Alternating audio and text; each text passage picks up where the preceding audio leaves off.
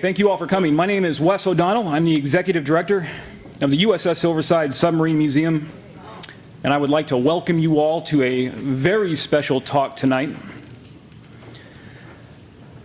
75 years ago, the United States of America was suddenly and deliberately attacked by the Empire of Japan. What followed was a brutal, savage war. Much of the social warfare between the United States and Japan involved instilling within their people both a strong nationalistic pride as well as an incendiary hatred for the other side.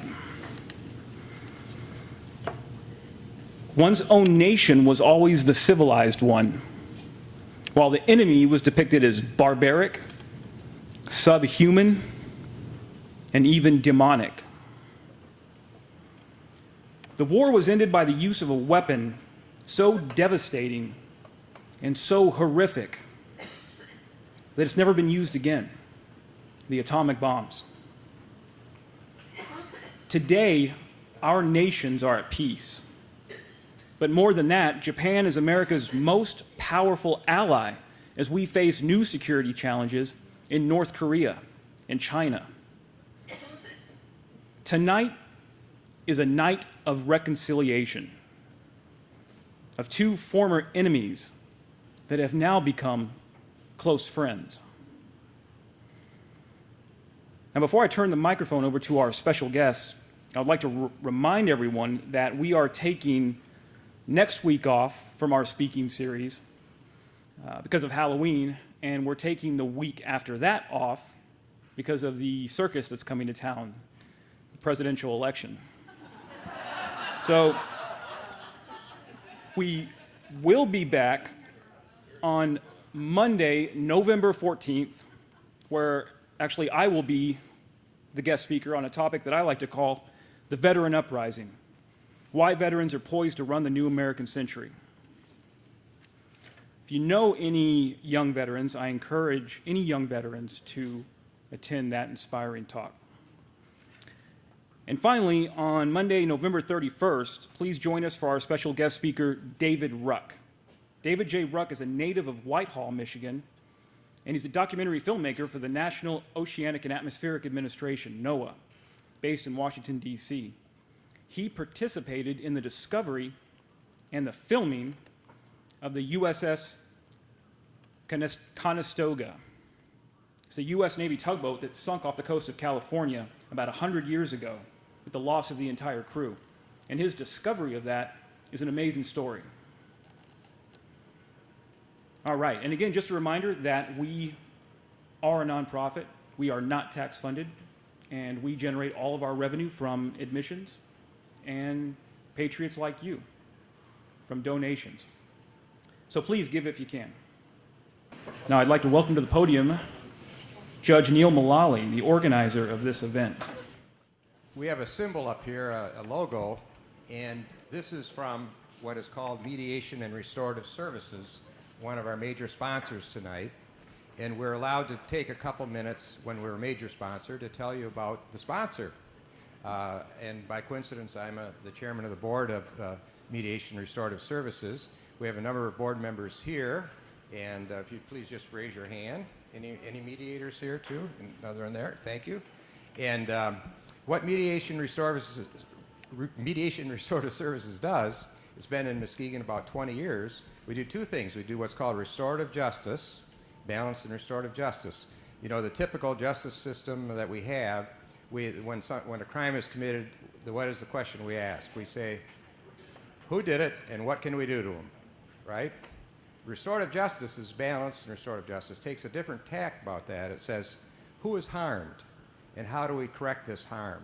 Now that may involve punishing the offender, but it empowers the victim to speak and tell the court what we really need, maybe not even the court, it may not even be out of the way in court.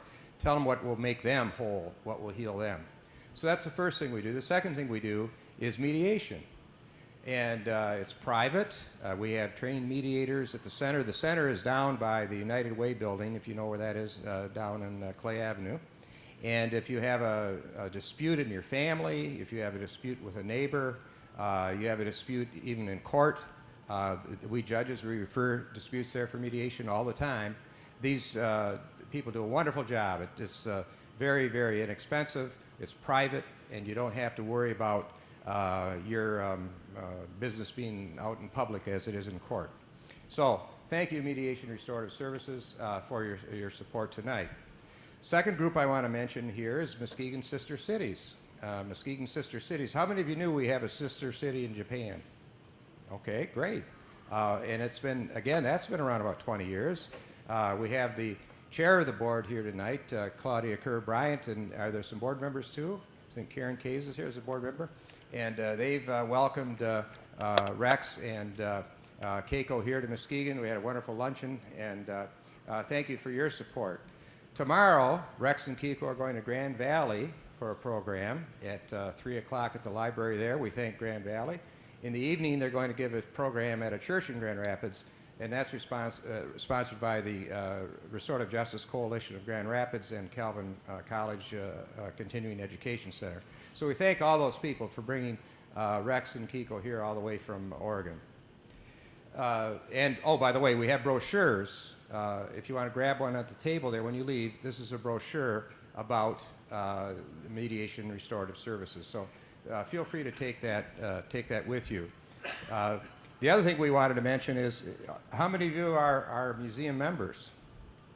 Okay, great. Well, it's very inexpensive. If you sign up, take one of these brochures and become a museum member, and you don't have to pay for any events here except extra special ones.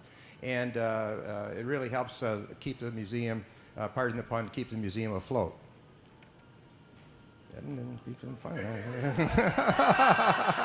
I should have said keep the submarine afloat, I guess. Okay.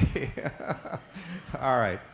The program tonight resulted from a friend of mine and myself. In fact, my friend is here tonight, Les Bowen, and we purchased on eBay, just as a souvenir, a war souvenir for like a military collection, one of these, what we call honor flags, like the two that the museum own here.